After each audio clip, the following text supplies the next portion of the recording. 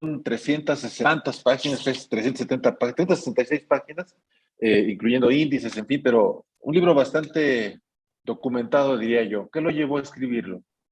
Mire usted, se trata del tema más polémico del actual gobierno. La cancelación del aeropuerto internacional en Texcoco ha sido motivo de muchas discusiones, de mucha polémica. Creo que es un tema, que es un proyecto, que fue un proyecto que tuvo la más alta difusión y la más alta discusión y el más grande debate de la historia de proyecto alguno en México. Sin embargo, a pesar de que fue así, la discusión fue superficial, fue epidérmica y fue parcial. Y además, como se dio desde la campaña presidencial, el asunto, que era un asunto técnico, fundamentalmente, se politizó. Y entonces los bandos empezaron a tomarse de los argumentos que les convenían a aquellos que estaban a favor del aeropuerto y que estaban en contra del licenciado López Obrador, y los que estaban en contra del aeropuerto y a favor del licenciado López Obrador.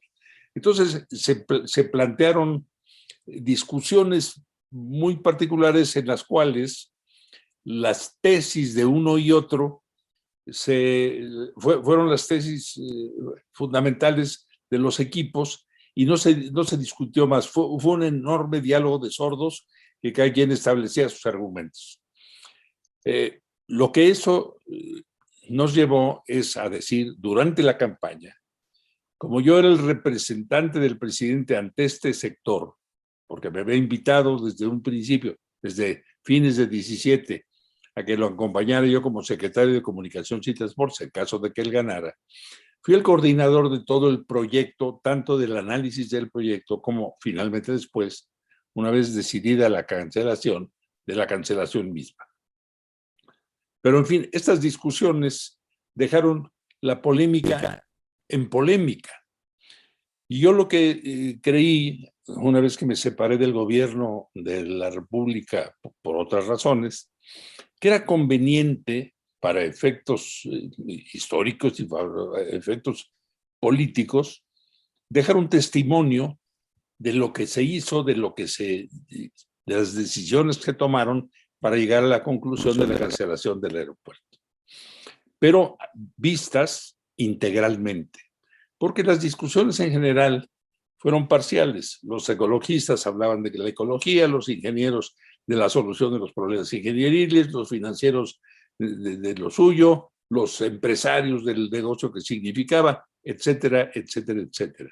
Los pobladores de la zona, de sus conflictos urbanos, de sus conflictos sociales, en fin. Pero el abordaje del tema integralmente no llegó a la polémica general. Entonces me pareció importante dejar un testimonio de todo lo que se analizó, de todos los estudios que hicieron, porque yo dije siempre que de llegar el licenciado López Obrador a la presidencia de la República, haríamos una serie de auditorías técnicas para hablar de la viabilidad o la inviabilidad del proyecto que había iniciado el gobierno del presidente Peña Nieto. Entonces, esta fue la motivación, dejar un testimonio. ¿Para qué? Porque sigue la polémica y siguen las gentes que dicen que fue una decisión errónea y siguen las gentes que dicen que fue una decisión válida. Para que unos y otros puedan tener todo el conjunto de la información existente relatada, porque no es un libro técnico. Como usted habrá visto, es un libro que puede leer tranquilamente alguien que no sea especialista en geología o en espacios aéreos, sino que es un libro que puede leer cualquier gente que esté interesada en el tema, para que lo puedan entender y que su punto de vista a favor o en contra de la decisión sea un punto de vista más documentado, porque hubo muchas cosas que cada quien vio y muchas cosas que no vieron cada quien.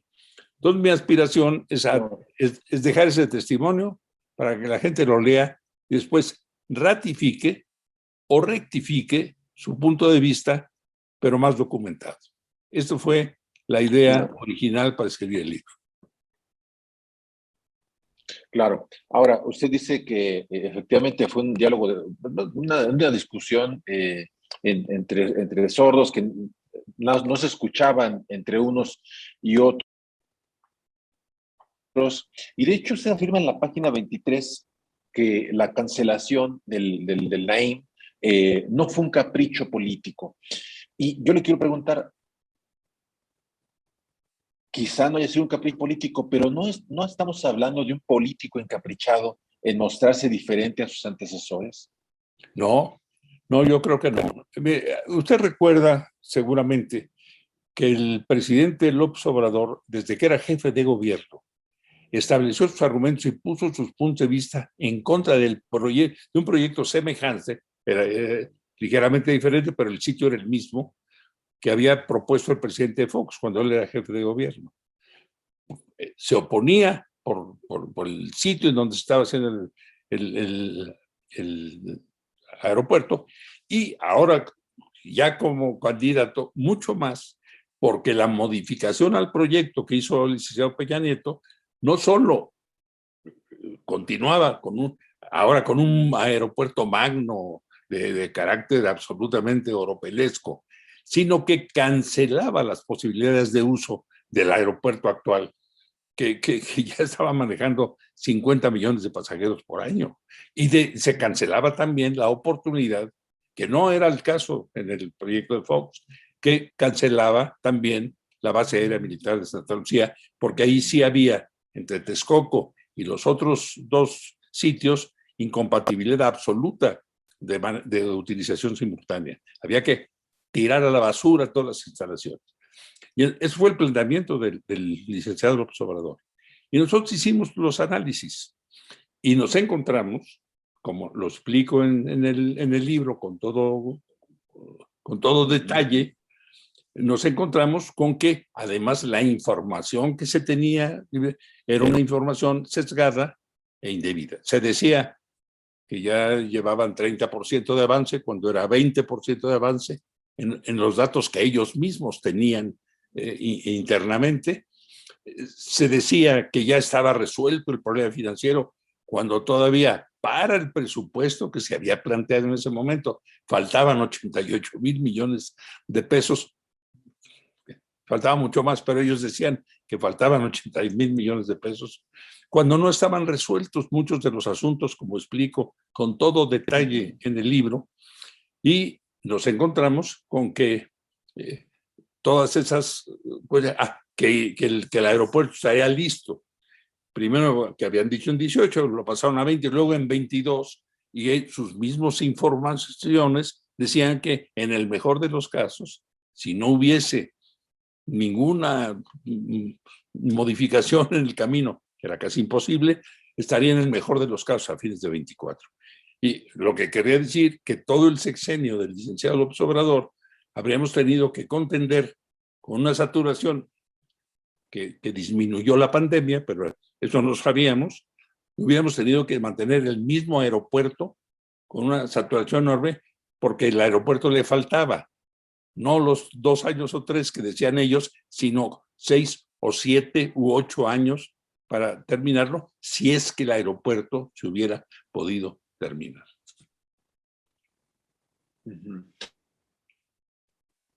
Ahora, ingeniero, usted en este contexto refiere, por ejemplo, a una reunión del grupo Tepoztlán y luego una conversación con el ingeniero Gonzalo Martínez Forbalay, y en ambas que no era correcto, ahora tan cara, suntuosa como ese nuevo aeropuerto. En estos momentos, ¿usted sabe cuánto va a costar el Aeropuerto Internacional Felipe Ángeles? Y si cancelar lo anterior y el costo del actual no implicará un gasto mayor. No, de ninguna manera, ¿no? Mire, el aeropuerto que se canceló, que si hubiese podido construirse, que yo tengo mis dudas severas, porque las cuestiones técnicas que faltaban por resolver eran muchas, no sabíamos cuánto iba a costar. En aquel momento ya decían que eran 300,000 millones de pesos. No era cierto, faltaba muchísimo más. ¿Cuánto? En este sentido, no sabemos. Pudieron haber sido 400 o 500,000 millones de pesos. ¿Cuánto tiempo se tomaría hacerlo? Tampoco sabíamos. Como lo digo también ahí y pongo algunas otras anécdotas, tampoco sabíamos cuánto, pero eran 6 o 7 años. Eso significa también mucho dinero. Y el aeropuerto actual sí se sabe cuánto cuesta. Sí el que se está construyendo en Santa Lucía, el que se inaugura en pocos días, la primera etapa, es la primera etapa, sabemos cuánto cuesta y sabemos cuánto costará la siguiente etapa. Y no tiene nada que ver estos valores con los costos que tenía en el mejor de los casos el aeropuerto en Texcoco.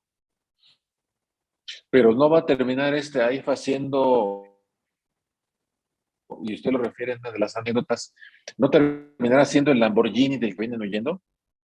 No, de ninguna manera. No, es un aeropuerto muy bueno, moderno, adecuado, pero austero. No hay los lujos que se planteaban en el otro aeropuerto. No hay los espacios esos descomunales.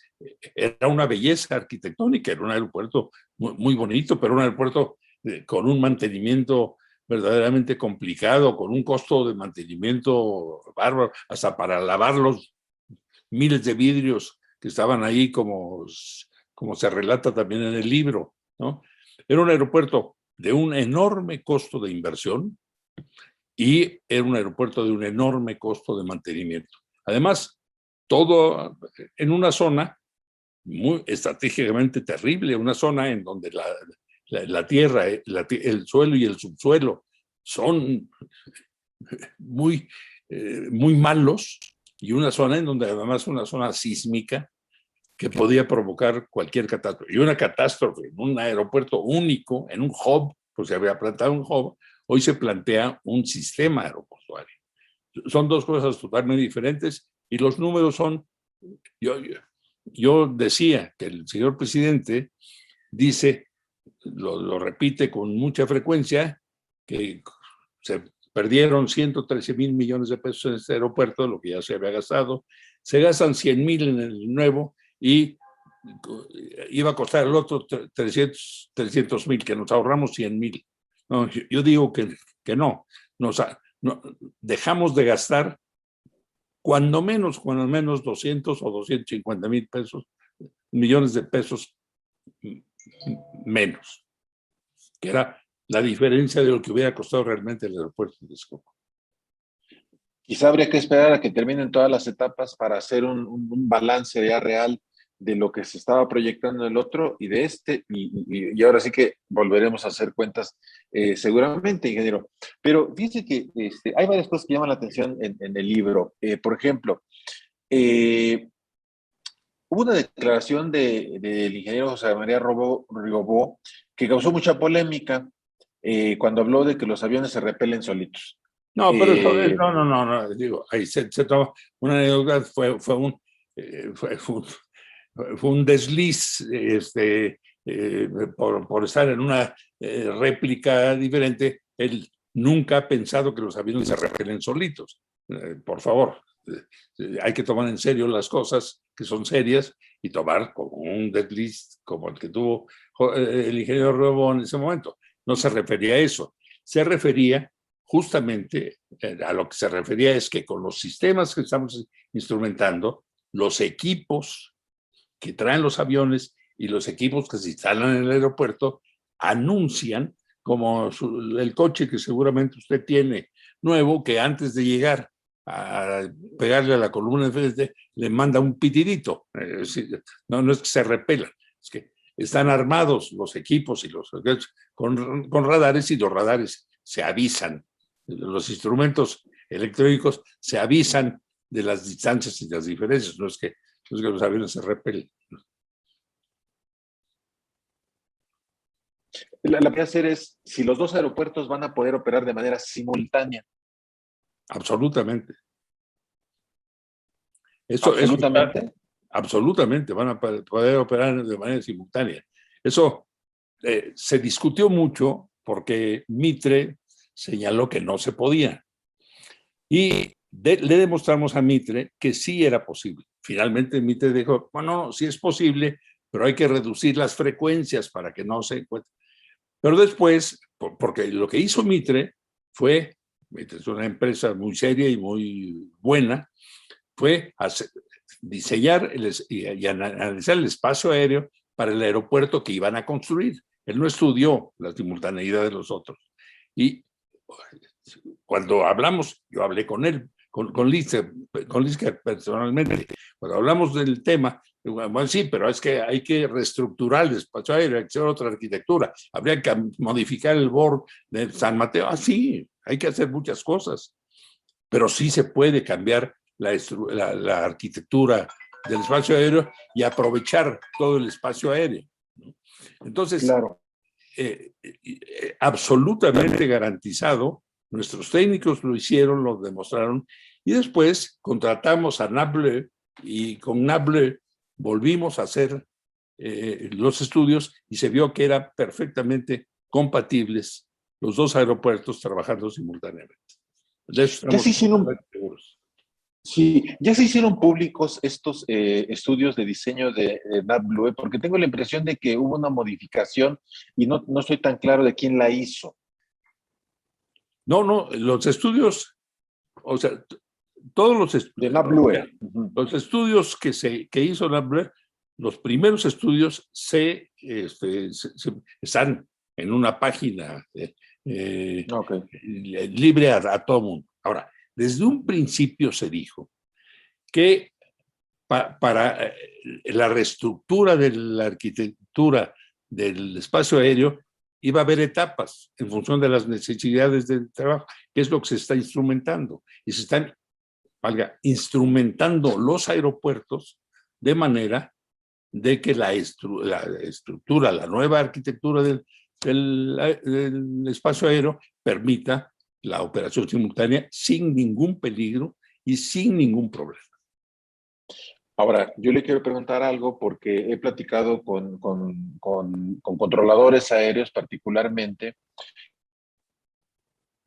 y ellos me dicen que tienen mucho temor de que uno, no puedan operar de manera simultánea y dos, simultánea podrían provocarse accidentes. ¿Usted garantiza que no habrá accidentes en la operación con los dos aeropuertos? No, yo no puedo garantizar que no habrá accidentes. No. Yo lo que sí puedo garantizar es que los señores que dicen que tienen temor, el temor es un elemento, no es un elemento técnico. ¿Hay seguridad o no hay seguridad? Sí hay seguridad. Si son controladores que tienen temor, quiere decir que tienen algún problema. No, no debían ser controladores. El tema está totalmente estudiado y no tiene por qué haber ningún problema. Que de repente hay accidentes. Entonces, si usted me dice que si yo le puedo garantizar que un avión que despega no se va a caer nunca, pues no se lo puedo garantizar. Ahora, lo que sí le digo es que si se cae un avión es porque hubo un accidente, una falla humana, una falla de una máquina, sí puede haberlo, ¿no? Pero que el espacio aéreo está perfectamente estructurado, lo han visto, ya lo han visto nuestros técnicos, lo han visto los pilotos, lo ha visto el Colegio de Pilotos, lo han visto las aerolíneas, lo ha visto la OASI, lo han visto todas las organizaciones, han dado su visto bueno. Muy bien. Hay algunos controladores y algunas controladoras que de repente dicen cosas sin saber muy bien lo que dicen. Me imagino que se refiere a nadie en especial. Ok, está bien, a nadie en especial. Ingeniero, a lo largo de 361 páginas del libro, no veo una ponderación específica en torno a la intervención de de militares y hay muchos señalamientos de que se le está dando demasiado y de pronto pareciera que la salida de usted de la Secretaría de Comunicaciones y Transportes obedeció a eso, a que había ya una profunda militarización en lo que tiene que ver con obras que tendría que hacer o que tendría que haber hecho la SCT. ¿Esto es así, ingeniero? No, no, mire, el tema al que me refiero en el libro es el tema de la decisión de ir por un sistema aeroportuario en lugar de poder ir al aeropuerto, de quedarse al aeropuerto porque creemos, que estamos ciertos de que eso era lo más conveniente para la nación y ahí se termina ese asunto. Mi salida del gobierno obedeció a otra cosa totalmente diferente y se puede concatenar, como lo está usted haciendo, en alguna forma que extralimita o extrapola, mejor dicho, extrapola lo que yo hice. Yo le presenté al señor presidente mi renuncia porque tomó la decisión de que los puertos y la marina mercante y la educación de marinos mercantes, que son, según mi leal saber entender, cuestiones absolutamente civiles, decidió el presidente transferirlas a la Secretaría de Marina. O sea, militarizar una serie de acciones que son, para mi gusto, acciones que debieran ser acciones de carácter civil. Yo no estuve de acuerdo con eso y con todo respeto, el presidente toma las decisiones, le dije que en ese caso me permitiera retirarme porque no había yo sido capaz, así lo dije en mi renuncia, que se publicó, el presidente dio instrucciones de que se publicara íntegramente, que no fui capaz de convencerlo de mi preocupación sobre la transferencia al régimen militar de cuestiones de carácter civil. Claro. ¿Volvería usted a trabajar en el equipo de López Obrador? ¿En qué no, tendría el presidente López Obrador que invitarme primero. ¿Volvería usted a trabajar con él? Depende en qué y dónde. O sea, entonces, digamos, no tiene la puerta cerrada. Sí, hay varias anécdotas interesantes en su libro. Por ejemplo, en la página 112, usted refiere una conversación con el ingeniero Carlos Slim y usted le señala los inconvenientes, textualmente dice los inconvenientes de una propuesta que él estaba planteando y que, bueno, conociendo, digamos, la historia de Carlos Slim, de empresario exitoso, ha sido de los hombres del planeta, prácticamente casi todo lo que toca lo convierte en oro. ¿Qué se siente hablar de ingeniero a ingeniero y sobre todo tirarle a la basura por inconveniente un plan de negocios a uno de los hombres más exitosos de este planeta? No, yo creo que usted está exagerando las expresiones. Yo no le tiré a la basura nada.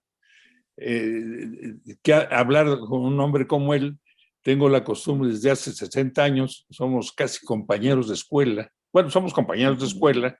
Él iba un poco más atrás que yo porque es más joven que yo. Es más joven que yo. Yo tengo un par de años más, lo conozco desde hace mucho, somos amigos. Y cuando el presidente me envió a platicar con él, porque él tenía una propuesta que hacerle, le mostré algunos temas que se refieren a lo que yo le he dicho. Él planteó, ¿por qué no nos entregan la construcción del aeropuerto a la iniciativa privada para hacerlo más rápido? Para no entorpecer el camino con las reglas del juego de la ley de obras públicas. Eso lo haríamos más rápido. Le dije, mira, estás mal informado.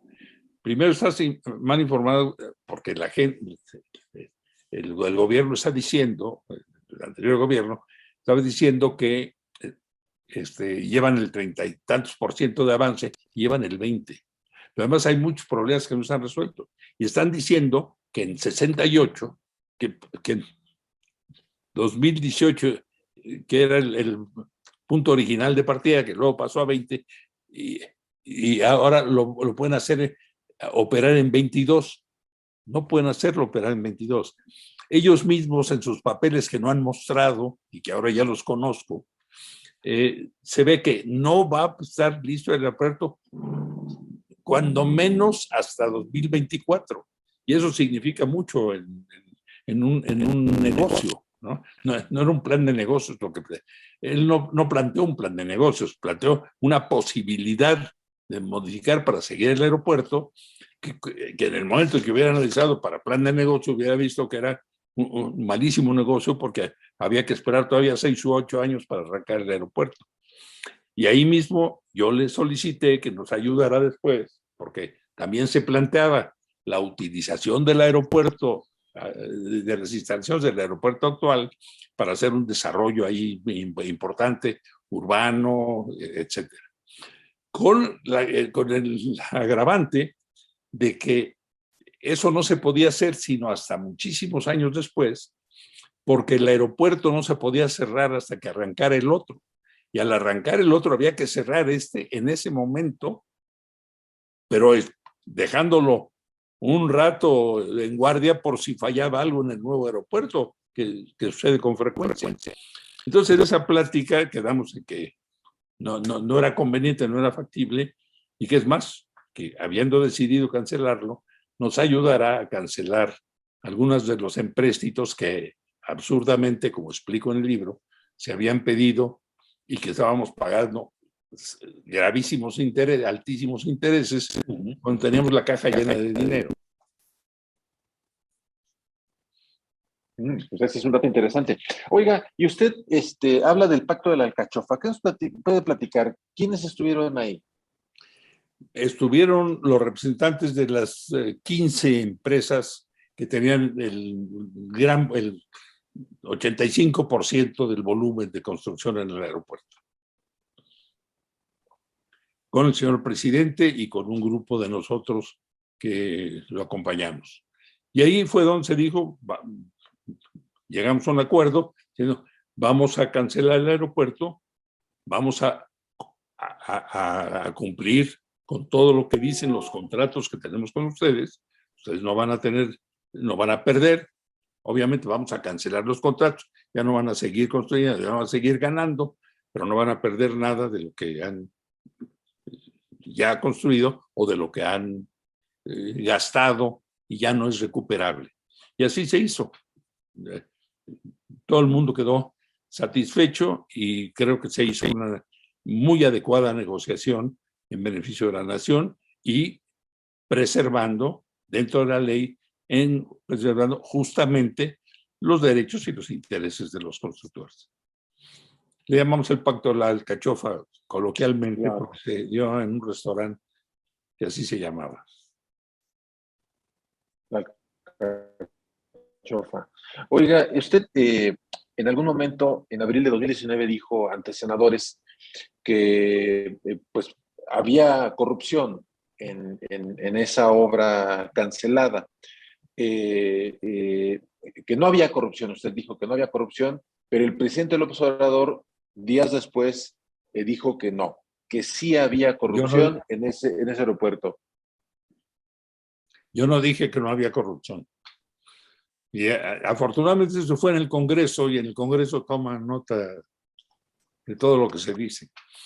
Yo lo que dije es que la decisión de cancelar no había tomado en cuenta la corrupción o la pretendida corrupción, porque no se trataba de eso. Sí. Y además agregué irónicamente, indebidamente de mi parte, un exceso, lo acepto. Agregué, si hubiera sido por la corrupción, tendríamos que detener todas las obras, no nada más la del aeropuerto. Por la corrupción no hay que detener una obra, hay que actuar y aplicar las leyes a quien haya cometido los actos de corrupción. No, yo no dije que no había, dije que no era la causa de la cancelación. La causa de la cancelación era la inviabilidad del proyecto desde el punto de vista económico, desde el punto de vista financiero, desde el punto de vista técnico y desde el punto de vista operativo y de mantenimiento. pero sí había presuntos casos de irregularidades en el manejo de tantos miles de millones de pesos. Cuando era sencillo imaginarlo, cuando el 76% de los contratos, del número de contratos, no del monto de los contratos, era el 9 o 10% del monto de los contratos, que no dejaba de ser un monto alto, el 76% de los contratos se dio por asignación directa. Y ahí hay un juego difícil de entender. Claro, aunque bueno, a estas alturas del partido ya es para que hubieran metido a alguien a la cárcel y pues nadie relevante que sepa ha ido a parar a la cárcel por Así es. corrupción. Están las actas, ¿Qué le hace? están las notificaciones de las irregularidades y están en camino, pues, en sus análisis correspondientes. Muy bien. Ojalá y alguien pagara lo que hizo. No lo hemos visto y quizá no lo vayamos a ver. ¿Qué le hace sentirse orgulloso del AIFA y qué le avergüenza del tema del AIFA? ¿Del AIFA? No, yo no tengo nada que ver con el AIFA.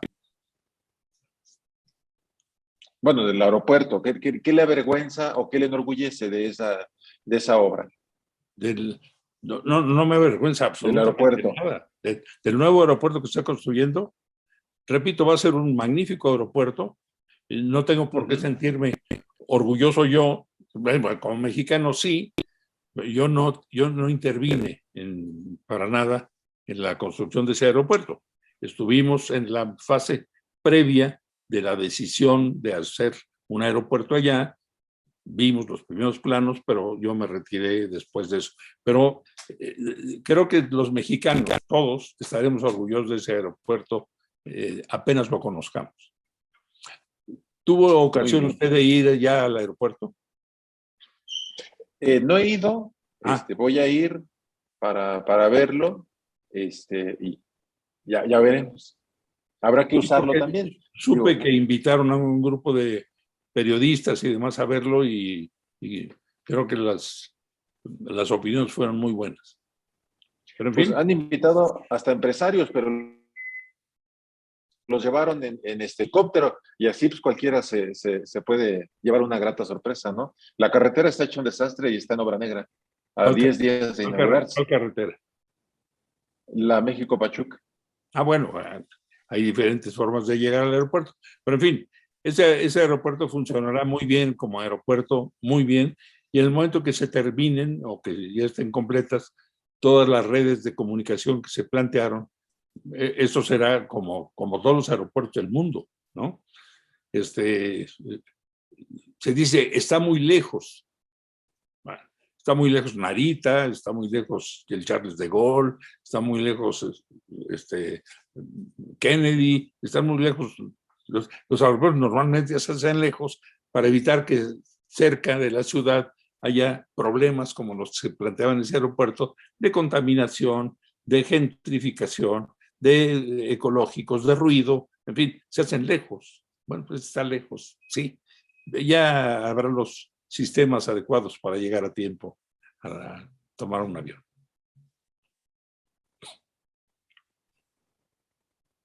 Muy bien. Ingeniero, no me da el tiempo y para contestar estas preguntas y pues mucho éxito con su libro. Muchas gracias, se lo aprecio mucho. Y gracias por la invitación. Gracias, ingeniero. Hasta luego.